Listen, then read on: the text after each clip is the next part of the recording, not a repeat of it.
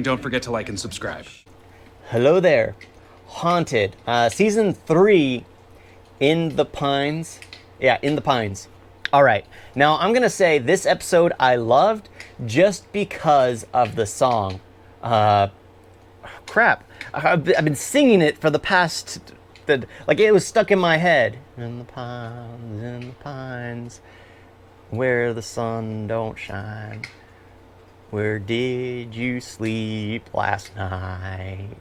Yeah, I freaking love that song. And I tried looking for it on Spotify, but they don't have it because it's the banjo and the single guy singing it that just sells it. Every other rendition is Nirvana, or it's done with guitar, electric guitar, rock style. It's not that country style that gives it an eerie feeling that is just so perfect. Every other version is just like, I like it, but it's not this eerie banjo country feeling. It's just guitar, it's just rock, it's just people, yeah, Lady Bell, yeah, just all these people singing it, and it's like, nah, it's not the same thing. It's not the same thing. So the story is basically this guy was singing the song, and they're starting to do backstories to all of this, and there's nudity apparently. I forgot to mention this, but they've started adding nudity just to get, I guess, more views. I don't know why there needs to be nudity in these. It doesn't serve a purpose whatsoever. So there's this guy singing in the where'd you sleep last night on the banjo, and you hear like screaming in the background, and there's this woman in a shower chained up, and he basically pulls on, and then it ends with him going in with a hatchet and cutting, killing her. So I'm like, okay, then they go to the interview process, and I'm like, okay, the girl survived? Is this her interview? No, that was basically a flashback that they made up just to kind of add a narrative to the whole situation, give background to the story that they're going to tell, even though there's no history here, no, absolutely nothing.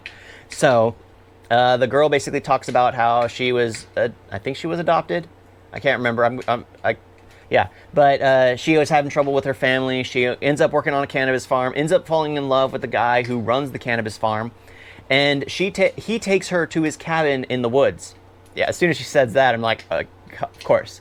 So a cabin in the woods, which he has apparently lived at for the majority of his life, or several years, and on her first day there, he leaves for like 3 days to check on his farms, and she finds out that there's this hidden room that he has never known about.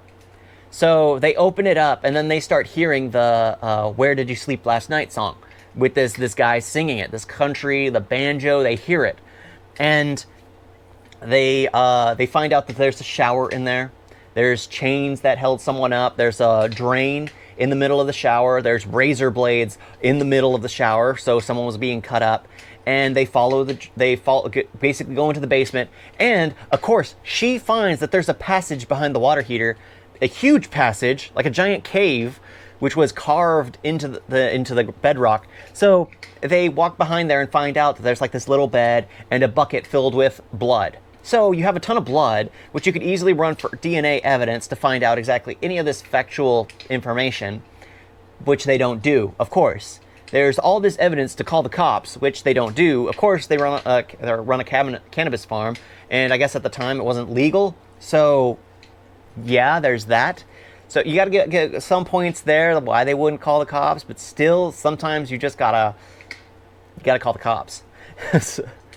So that happens, and it's just disturbing.